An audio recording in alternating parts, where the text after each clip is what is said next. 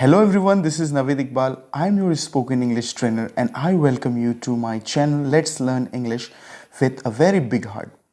आज की इस वीडियो में हम लोग स्पोकन इंग्लिश के एक बहुत ही इंटरेस्टिंग टॉपिक को सीखने वाले हैं, तो वीडियो को अंत तक ज़रूर देखें। दोस्तों, अगर आपसे ये कहा जाए कि एक चिड़िया है, इस वाक्य का ट्रांसलेशन करें, तो आप में से शायद ज़्यादातर लोग इस वाक्य का ट्रांसलेशन ऐसे करेंगे, a bird is, this is a bird और वन बर्ड इज़, जो कि बिल्कुल गलत है। सही उत्तर होगा देयर इज़ अ बर्ड। जी हाँ दोस्तों, आज के इस वीडियो में हम सीखने वाले हैं इंट्रोडक्टरी वर्ड, सीखने वाले हैं यूज़ ऑफ इंट्रोडक्टरी वर्ड्स, जो कि है देयर और इट। आप लोग शायद इसे पहले भी कई दफ़ा पढ़ चुके होंगे, लेकिन आज की इस वीडियो में मैं आपको सबसे आसान और सहज तरीके से पढ़ाने वाला हूँ। कहते हैं in English the most common way of indicating existence is by using the structure there plus to be। English में किसी भी चीज़ के एग्जिस्टेंस को दिखाने के लिए, कोई चीज़ कहीं है या नहीं है, उस चीज़ को दिखाने के लिए हम इंट्रोडक्टरी वर्ड का इस्तेमाल करते हैं। इंट्रोडक्टरी वर्ड का इस्तेमाल हम वहाँ करते हैं या उन वाक्यों में करते हैं जहाँ सेंटेंस में सब्जेक्ट नहीं होता है। There is not an actual subject, but introduces the subject of the sentence that follows the verb plus to be। Verb plus to be का मतलब होता है is, am, are और was, were। When we have no subject, we use there as a subject in the sentence।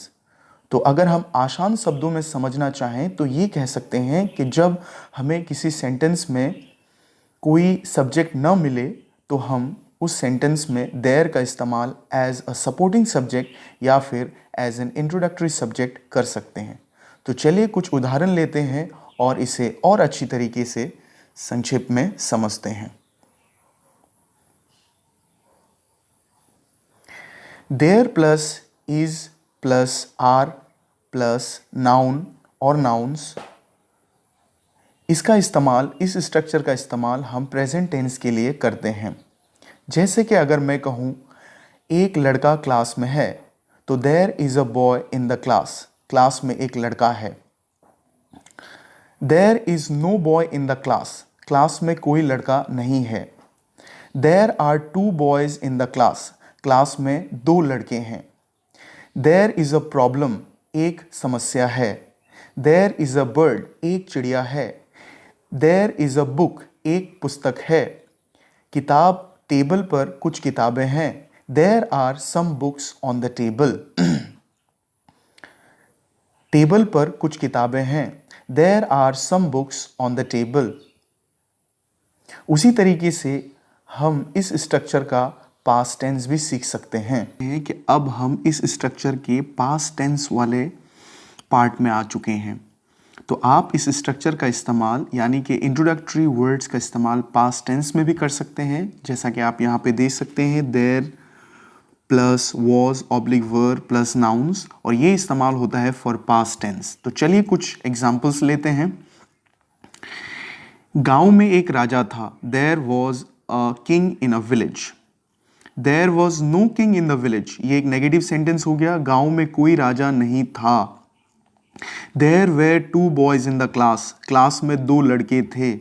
अगर हम इस वाक्य का नेगेटिव बनाएंगे तो were के बाद no लगा देंगे। There were no two boys in the class। जंगल में एक शेर था। There was a lion in the forest।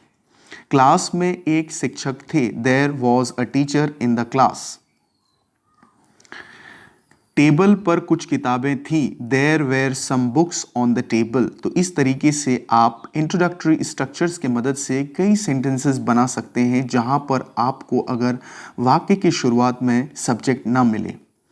तो अब हम आगे बढ़ते हैं और देखेंगे फ्यूचर वाले स्ट्रक्चर। थर्ड में आ चुके हैं हम लोग, जो कि है there plus will be plus noun dot dot dot. ये इस्तेमाल होता है फ्यूचर टेंस के लिए। तो कुछ उदाहरण लेते हैं और इसे और आसान तरीके से समझने की कोशिश करते हैं।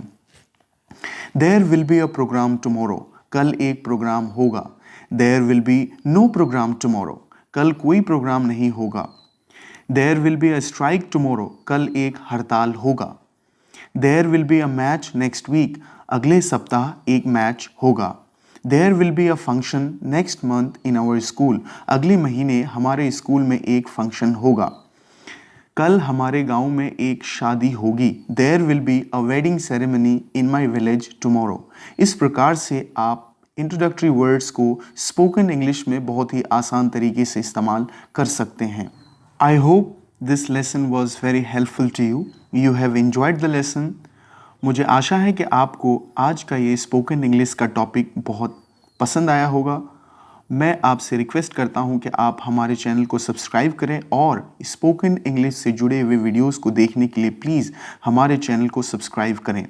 मैं फिर मिलूंगा बहुत जल्द, तब तक के लिए अपना ख्याल रखिए। Take care.